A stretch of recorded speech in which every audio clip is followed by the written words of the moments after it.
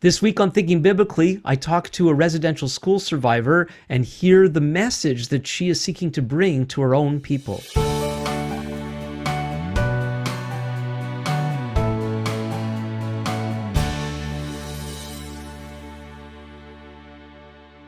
Welcome back to Thinking Biblically. My name is Alan Gilman. Thinking Biblically is a podcast dedicated to exploring how all of Scripture speaks to all of life.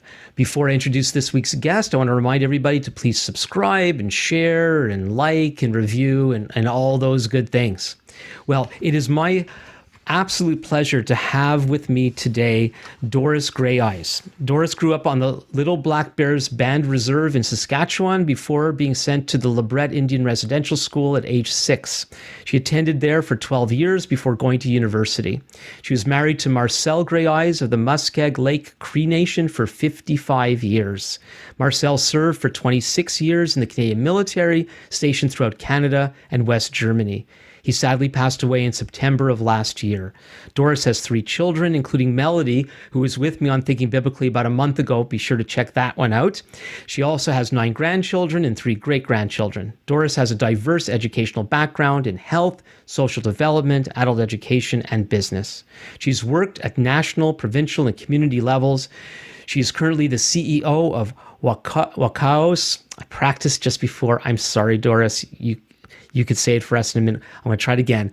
Wakaos Development Limited, which is the economic development arm of Little Black Bears Band of Saskatchewan. Bit of a mouthful. Welcome to Thinking Biblically. Thank you, Alan. So where I'd like to start is the other evening around our Shabbat table, our kids started talking about, all our kids they're all adults, and we had a few over for our Shabbat meal. And somehow the subject of earliest memory came up. What was our earliest memory and how old were we when we had it? Are you able to share what your earliest memory is? Certainly, I can very clearly. I remember when I was 4 years old. And at that time, we were getting new homes on the reserve. I was born in a log home right at the reserve. And my father was a counselor, and he was to get a new home. And at 4 years old, when they were building the home, my dad took me up on the roof so I could have a look down into the chimney. That was the most exhilarating experience I had at 4 years old. And I remember that so clearly. So you were sent to residential school at age 6. So you were quite young. Do you have any other memories of before that time living on the reserve? Absolutely. My parents were mixed farmers. So we had cows and chickens and horses. I can remember actually even watching my father summer follow the fields with a team of horses. So that's how far back we can go. And I would have been about 3 years old, and that was a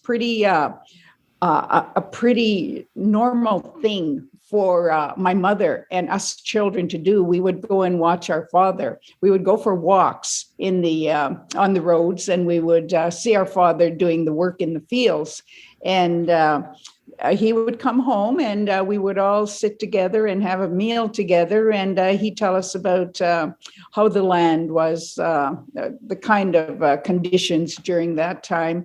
So it was a real open air sort of atmosphere in which we lived. And that was an important thing for us because we lived on the land. I was born on the land, we lived on the land, and we were taught about the land very early in our lives. We knew that the Creator gave us the land, and He gave us everything that we needed to survive on the land. So those were teachings that came with the kind of work my father did. My mother would actually also ship cream to one of the neighboring towns because we had cows. My father would sell wood as well. So I'm from a family of 12, so we had a lot of work to do in our very early years. So we worked very young. It was a game, as my mother had put it. So it was enjoyable to do the kind of work she wanted us to do. And we had to help in that way. And so those are some of the things that I remember very clearly. And it was a wonderful childhood. We lived on the land. We had big gardens. We had our own chickens and eggs, and we lived off the land. We ate wild meat, a lot of wild meat as well. So I would say we were a very sustainable family. And coming from a family of 12, that was something that we had to do, and thereby giving us a very good beginning of work ethic. So that work ethic that we learned when we were little carried with us throughout the years. So, and that was important. And I remember visiting my brothers and sisters in residential school, because they were in residential school long before me. I'm in the middle of the family of 12. And so they went to school earlier, of course, than I did. And we would visit them. I remember that very clearly. And we went to visit them with a horse and buggy. So that's a long time ago. Yeah, but it was very enjoyable. A little bit of time ago. Yeah. I do want to explore the relationship to the land, and we're going to talk about your faith journey as well. And I'm really fascinated with your background to see how you understand what the Bible says about people and the land. And we're going to get there. But I have a land question. You being in Saskatchewan, is it really true that Saskatchewan is so flat that you can watch your dog run away for days? Oh, no, not really. We live on the prairies. We have a prairie. The southern part is prairie, but we also have many beautiful hills and forests. The forest in the northern areas is just gorgeous. There's a lot of water, a lot of lakes. And it's strange, but people who pass through Saskatchewan, they pass through the number one. And unfortunately, the number one is all flat, and until they get into Alberta. However, very few people come off the number one if they haven't been in Saskatchewan. And so a lot of people don't know the beauty of the land in Saskatchewan. We have many beautiful valleys. And like I say, the lakes, we have many lakes, and there are, particularly in the north, from Saskatoon north, there are many lakes. And we have the lakes in the south as well, because South Saskatchewan River is in the south, but also I am living right on the South Saskatchewan River as well. So it's beautiful and it's serene. This is my sanctuary. Oh, that's wonderful. Okay, so at age 6, you go to residential school. Can you describe what that was like? I must say it was a very traumatic time when I arrived in residential school. I can remember clearly. I'm this little girl who never was away from my parents. And all of a sudden I come into this place, and there's very tall people, and I'm quite little at that time. So I'm, I don't know what kind of it was traumatic. And it was like there was a wall that came up. I went into a totally different world from what I was used to. I guess you could say it was cultural shock for me. And I remember people teasing me a lot because I was little and I couldn't pronounce my words very well. And I spent a lot of time trying to figure out how I didn't have to see people, because I immediately became reserved, and it came to a point where I didn't even want to be me, because there was so much teasing going on, and I wasn't used to that. I wasn't used to that because in my family at home, my father was very strict about people teasing one another, because he always said, if whatever comes out of the mouth, that comes from the heart, and that really does say something about the person. So we very seldom teased one another because I'm from a family of 9 boys and 3 girls. And so the girls were well protected, and our brothers were very respectful of us as well. So that's the way I grew up. And when I came into this residential school, it was a different atmosphere. And that in itself was traumatic. However, I learned to preserve myself. I think I started to live a life of self-preservation as soon as I arrived there. How could I keep myself from being teased by other people? And I started to read by myself, and I started to do some of the things that can be done alone. I figured out how I could keep away from people, and that was from reading and becoming a good student. So I became a really good student when I was there. And for 12 years, I progressed and then went to university. But the time in residential school, I must say, it was a time of very traumatic experiences. And I didn't realize until later how it affected me. When I was there, I tried so hard to keep away from people. And I managed to do that very well. So I became very aloof. And the only people I wanted to talk to was my brother. One of my brothers was in the same grade as I was. He was kept home for a couple of years because he wasn't well. And he was my friend, and he was my only real person with whom I spoke.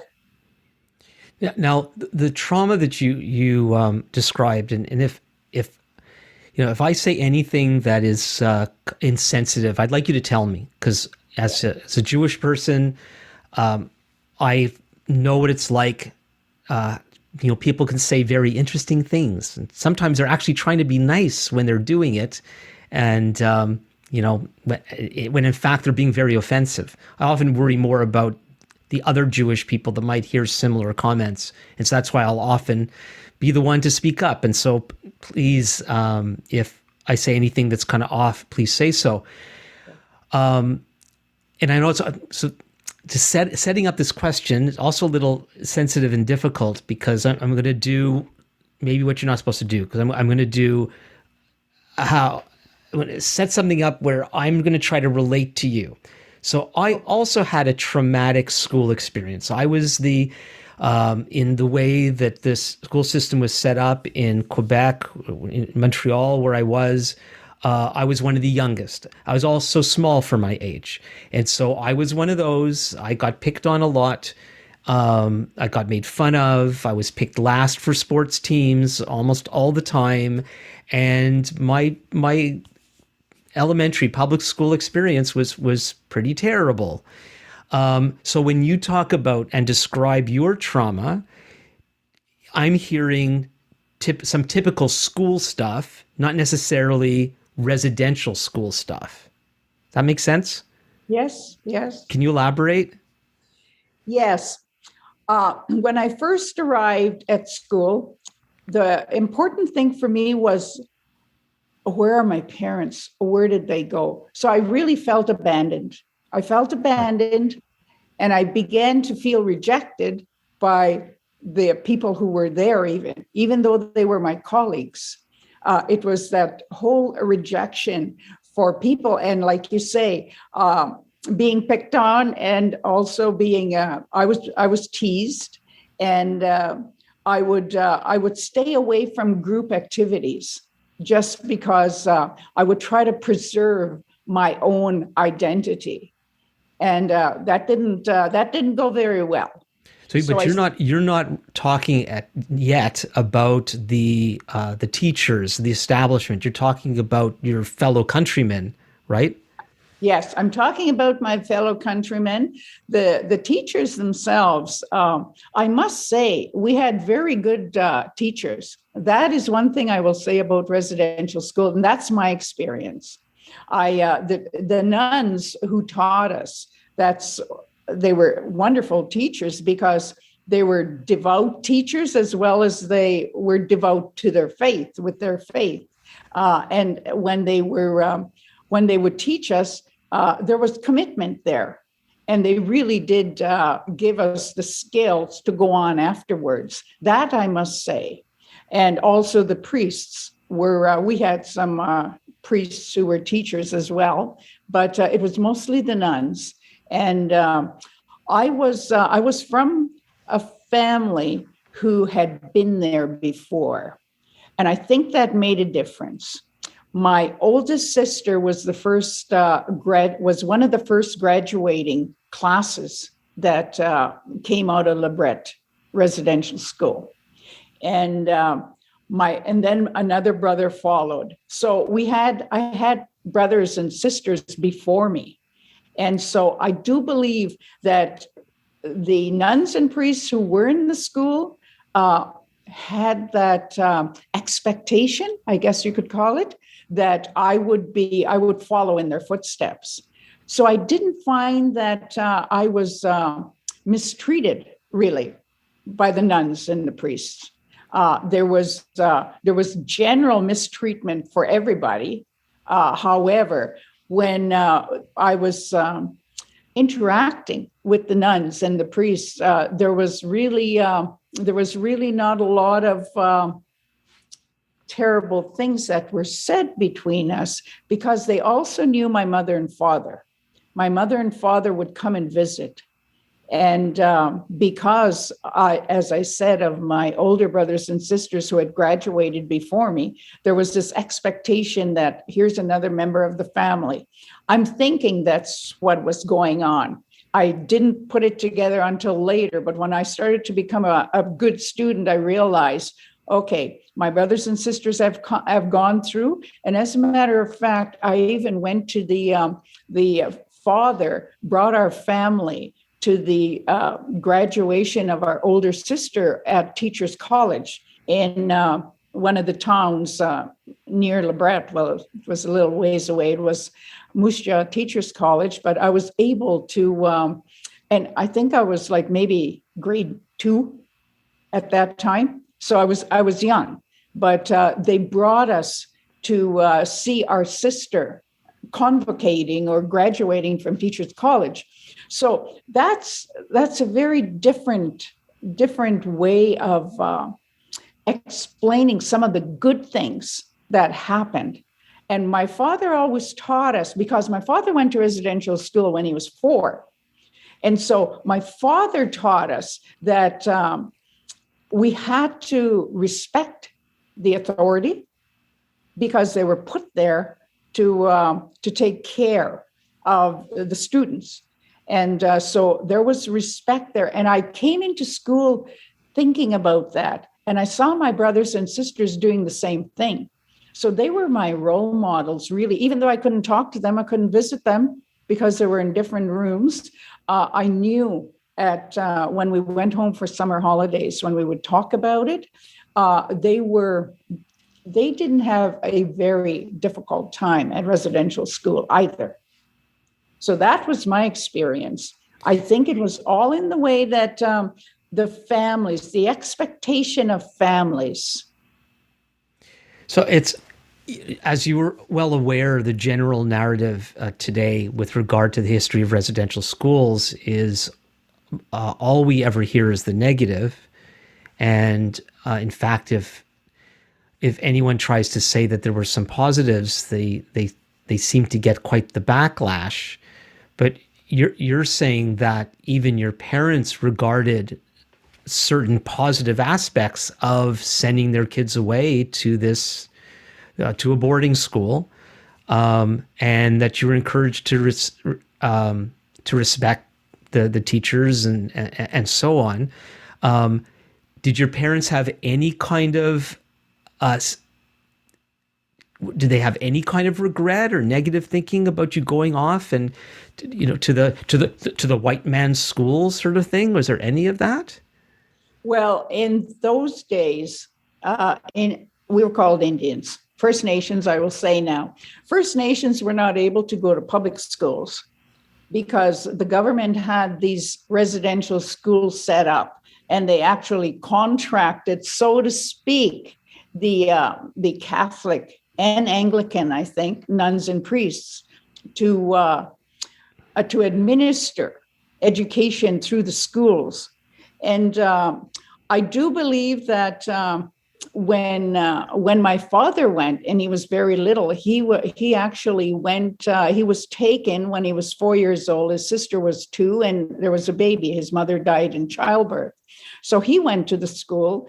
And he learned he learned farming practices and that sort of thing. So that was how he made a living and how he fed his family.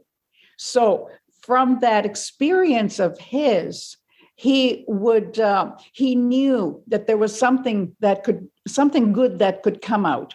And because we couldn't go to the public schools anyway, we were not allowed to, because we lived up front. I was living on the reserve. The whole family lived on the reserve. We were told by the Indian agents that we had to go to these residential schools. And my father was very clear that we needed education. We all needed to be educated so that we could live the kind of life that we wanted to later, and we would become productive citizens. Because don't forget, we had a very strong work ethic to begin with since the time we were children.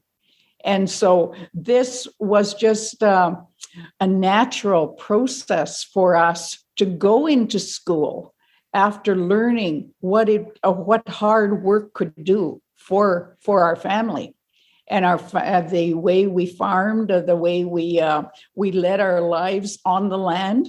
It was an important thing for us to be educated. And my father never, ever tried to keep us home, because he knew in his heart of hearts that he wanted to give his children a chance to live the kind of life that they wanted to later on. So what do we do with all the negative stories? I'm assuming they're real, of course. Absolutely.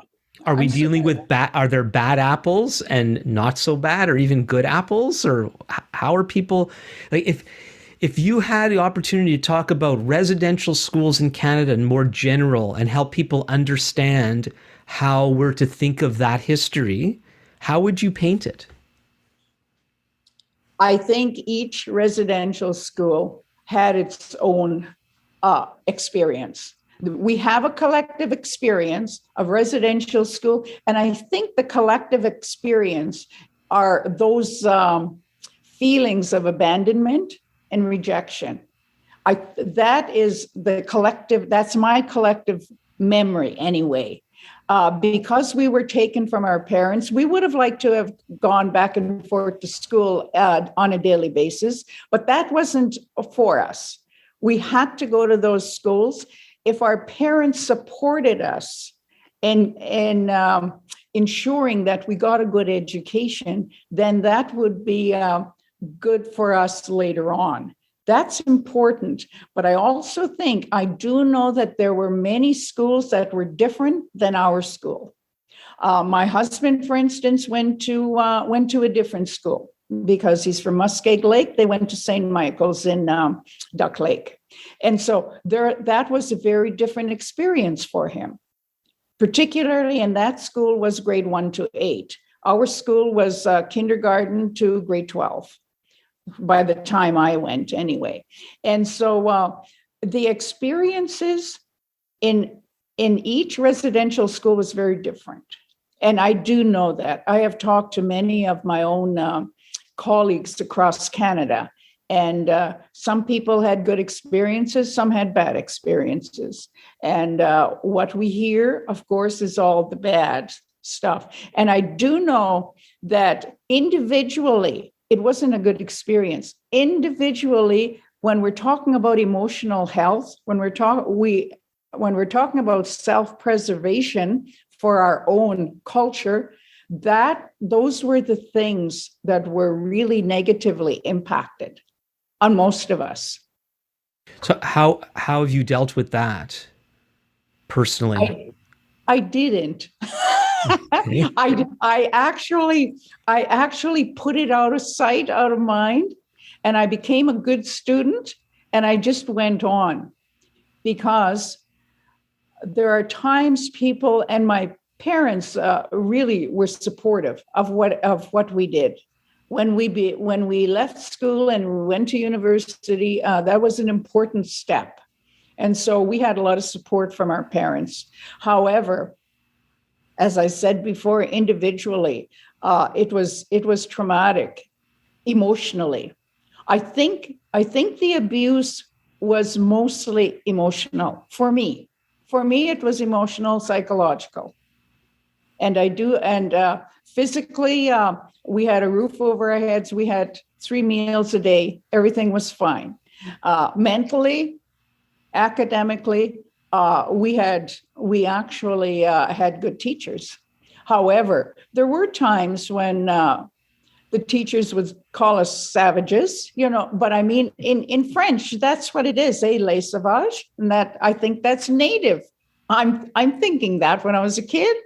And so I think many of the experiences that I would call traumatic were individual. It was my own identity.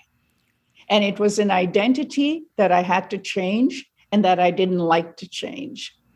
I became a rebel very early in my life because I came from a good home. I had a good childhood. It was a great childhood. I remember many things about my childhood and my mother and father and us brothers and sisters being together, having a great time around the kitchen table, almost like a Shabbat on weekends when we would come together, and it was just a beautiful meal, and we'd pray, but we'd also have wonderful food, and we visited, and our brothers and sisters became our friends as well. We were close-knit, and that was important as well. But I do believe that when one is taken out of that environment, when I was taken out of that environment, then it was my emotional self that was really affected. So in your growing up years, as well, before the school, and you would go home for holidays and summers, right?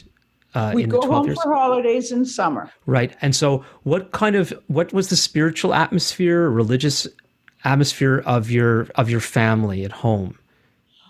We never called it religious. We just we learned very early in life about the Creator, and we learned very early that Creator looks after us, and the Creator would give us everything we needed to survive.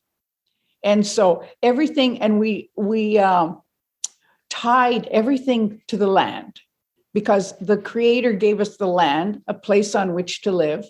He gave us good land to grow our vegetables. The land actually gave us our food, because we ate a lot of wild meat and fish in the waters, and the gardens we grow. So the land was very important. And that in itself was the real tie to the land.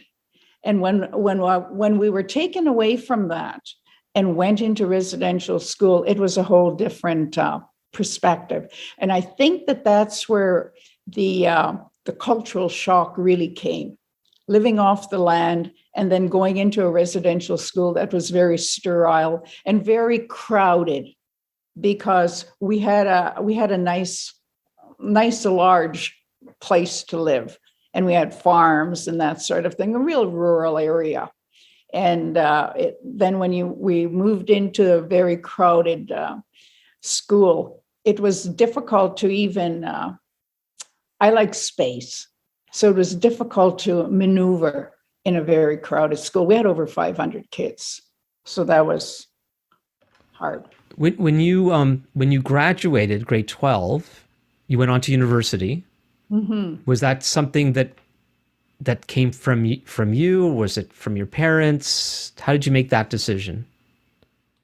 Actually, as I went in, when I progressed in school, I became very rebellious. Even as a young child, I was rebellious. If I was told by nuns that I did something and I was going to get reprimanded for it, if I didn't do it, I would say so.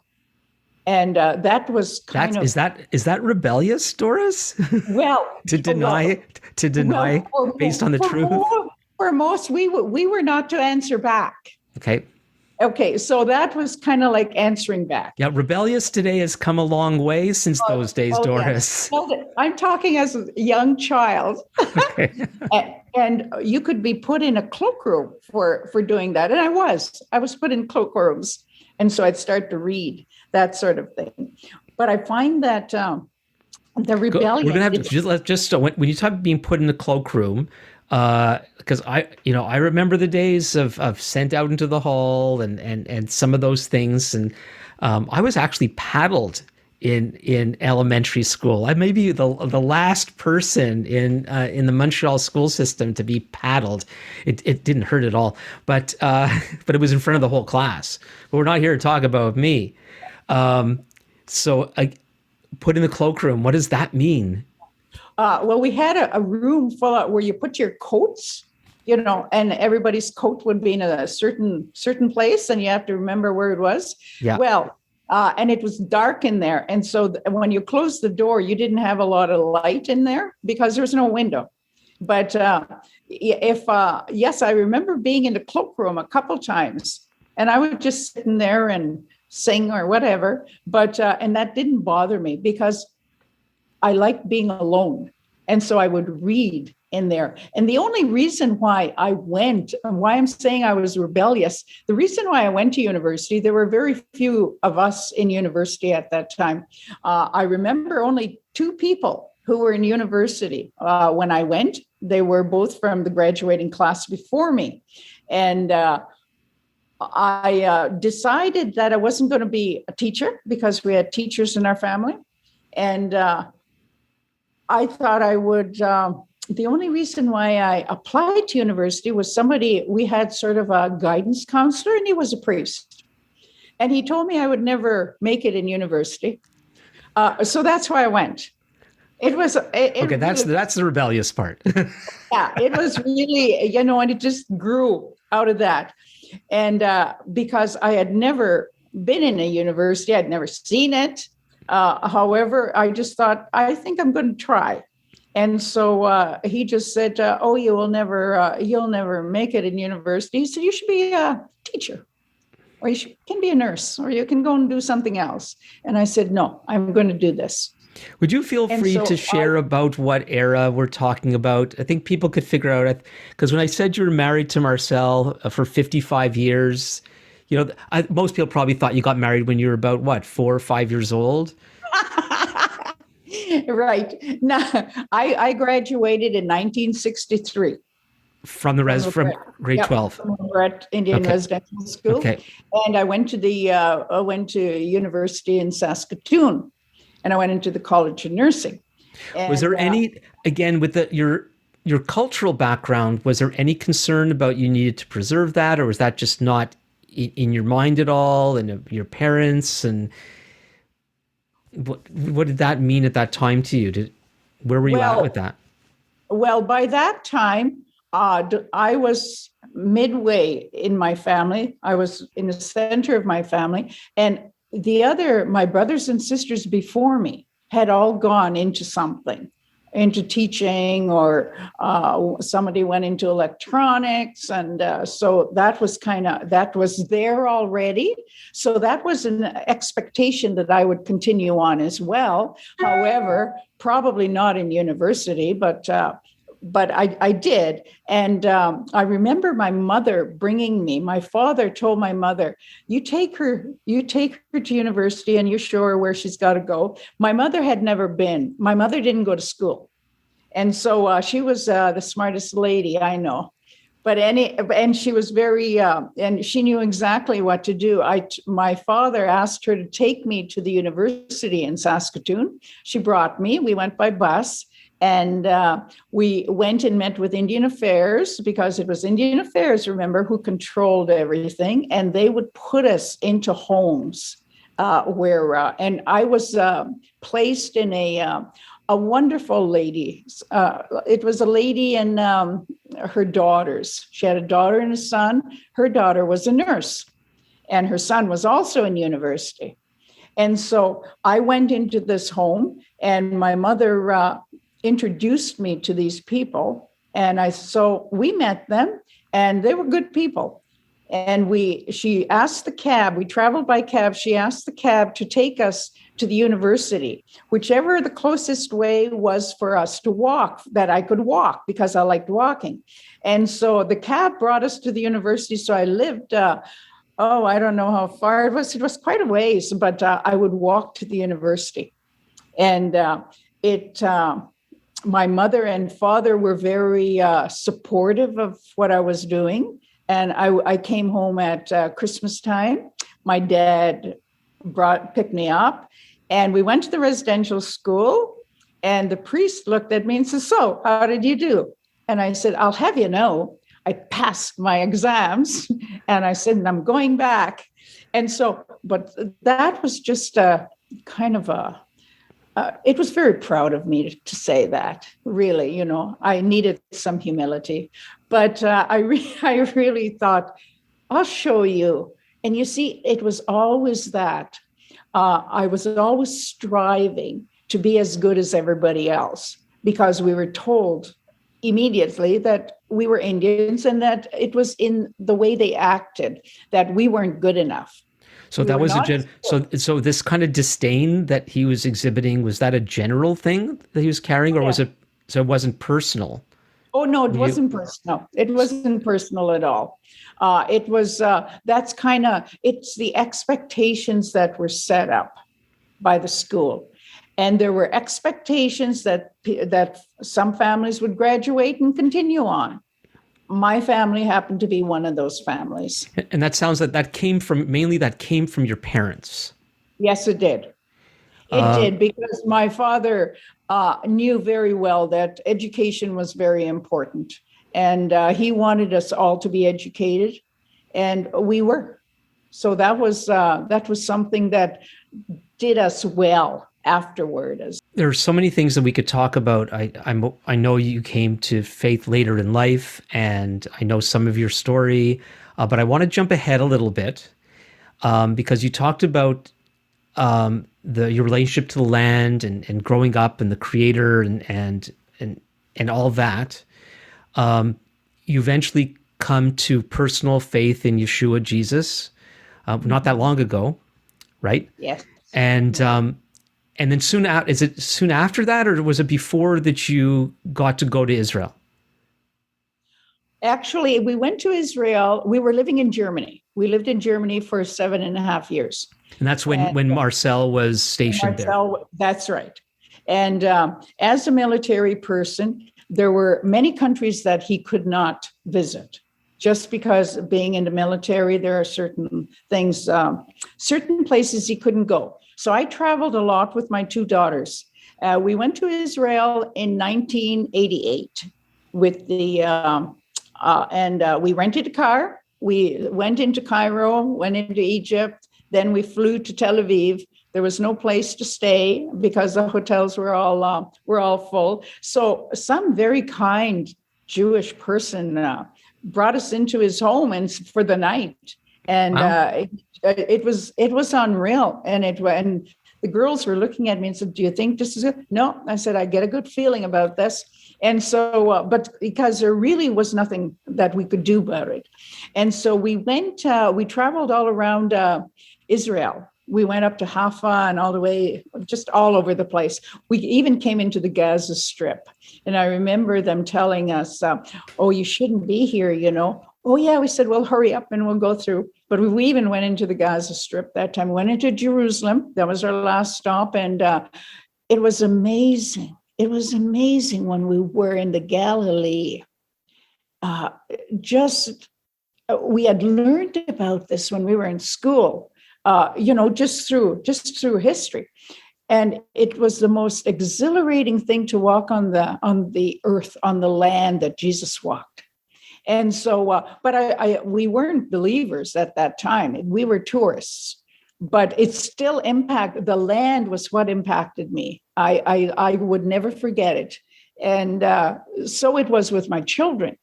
And then we went again in 2014. I went with my daughter. So before you get there, and I would like to explore a little bit this connection to the land, because it really fascinates me. I think there's a lot more in Scripture about that than what a lot of people understand. But you were raised with this idea of the creator, the land, dependency on the land, connection to the land, and that there's real meaning in that. And then you go to a part of the world where the issue of that land is central. Mm-hmm. I know you, so how did that speak to you? Like, what did that mean to you? Are you able to articulate that? When I went to Israel the first time in 1988, I was I don't know. It was a feeling. I felt part of that land, because that's what Indigenous means, right? It means of the land. And so I went into this land where it just drew me in. I hiked a lot as well. And so the land, I could feel the connection of my just walking on the land. And I remember it changed my whole perspective of all the other places I'd been. We traveled a lot when we were in Germany, but that was the only country where the land was so key. I'd hiked in mountains. I'd all over the place. I went to Corsica and hiked right across there, and that was good too. But when I got into Israel, it was that close connection. I almost felt part of that land, and I wondered why. And then I thought, I think it's Jesus. But it was a fleeting moment. And we kept on going. Then when I got to Jerusalem, we were on the land again, and we went to the Mount of Olives. And I thought, oh, this is, it was the feeling and the emotion that came was. Now you were in a residential school that was Catholic. Yeah. And you learned all the Bible stories, I assume. Was it just that? Was it just this sentimentality? No. It was not just a sentimentality of you're actually acting out the Sunday school classes and that sort of thing. It. No. This is part of my early years. I was born on the land. I was born at home. Right. And you're born on the land. I'm part of the land. That's how I figure it. And so you're sensing some of that when you're in Israel? Yes. How? Because we were tied to the land. I mean, that was the most important thing that we were taught. And my father taught us that the land, it's about the land, and we are connected to the land. Do you think you were picking up vibes? Vibes. And I don't want to put words in your mouth, but is it possible that you were picking up an Indigenous experience in Israel, common, like similar to your own? Oh, for sure. Because we live in a world, especially most of the Western world, that we're so transient. Almost nobody is from where there are exceptions in North America. A lot of the French Canadian people go back hundreds of years in Quebec. A lot of people in the rest of Canada don't understand that. But with your own people, I don't know in your traditions how long you talk about how long you've actually been in this land, but it's a long time. Mm-hmm. And then you're in a land where that's so important to the people there, even though we were gone from our land for so long. But that connection to the land is so important, and it's all connected to the Creator. Is that where there's commonality? Absolutely. Because we always knew that the Creator was our provider. We always knew that He was the maker of all things. We always knew He would look after us. We didn't have to wonder if He existed or not. He was just there. He was always with us. And He created us to be who we are. And so He created us on a land, and He created us in this country of Canada. And the land itself, we're part of the land. The land's not part of us. We are part of the land. And that's the same feeling I got when we went to Israel. I felt part of the land.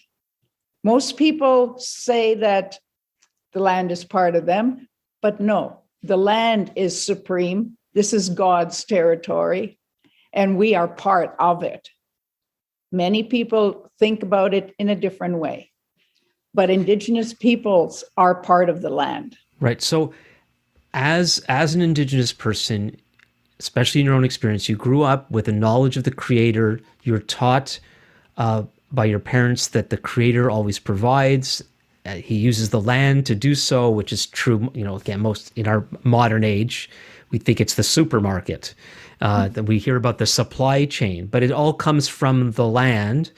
And unless God blesses the land, then we're not provided for. So this connection between God, the Creator, the land, and us is a very, very intimate connection. Mm-hmm. What difference has knowing Jesus, the Messiah, Yeshua, made for you? I was baptized in 2013. I was over 60 years old by this time. And it took me some time to find my identity in Christ, in Jesus.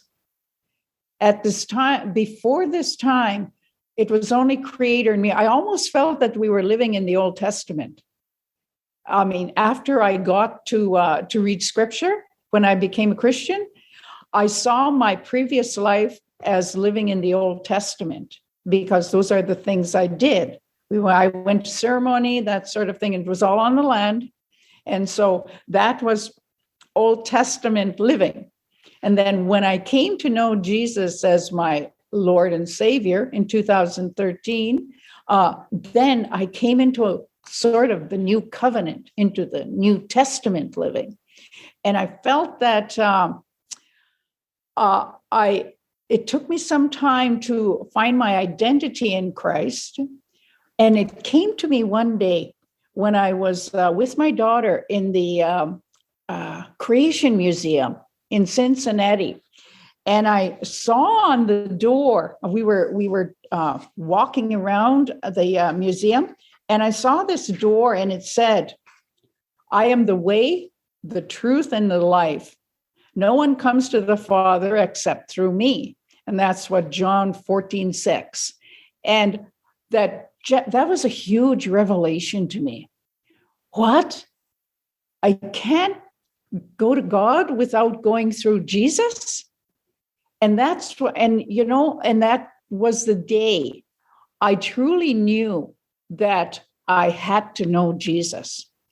So from there on, that's when I started really my journey into believing that I had to have a personal relationship with Jesus if I was ever going to go further. Then when I was baptized, I understood what it meant to be. I was baptized in the Jordan in 2014. That I was still learning. I was just learning.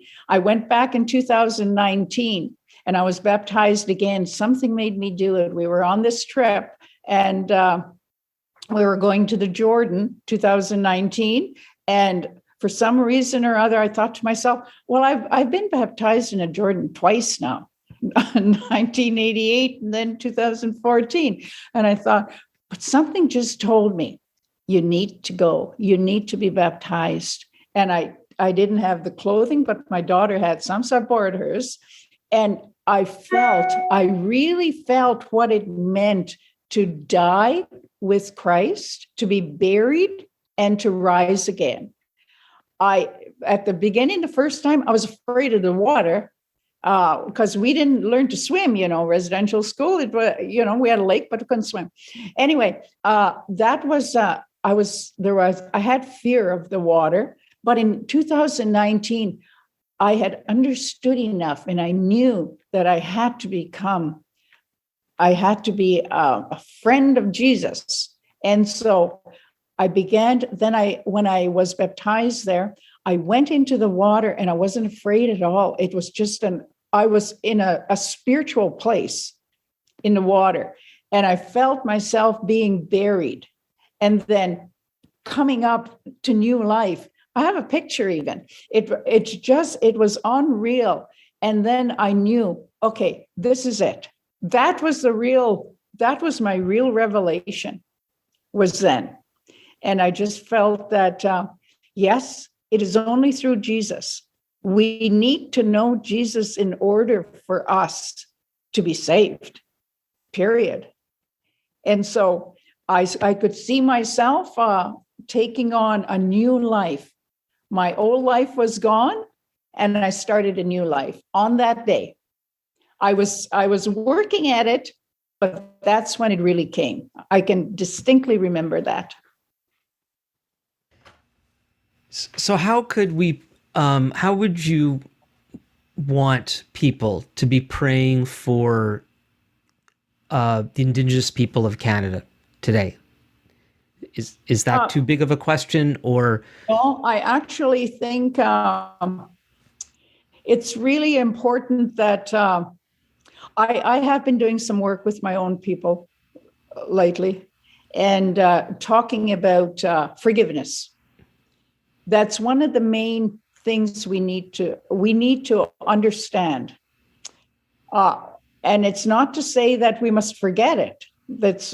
Forgetting doesn't mean really having it. That isn't something that we need to do when we forgive. But we must think about who put us on this earth, and he sent his son to save us because we couldn't save ourselves. So his son came and saved us, and he died for us.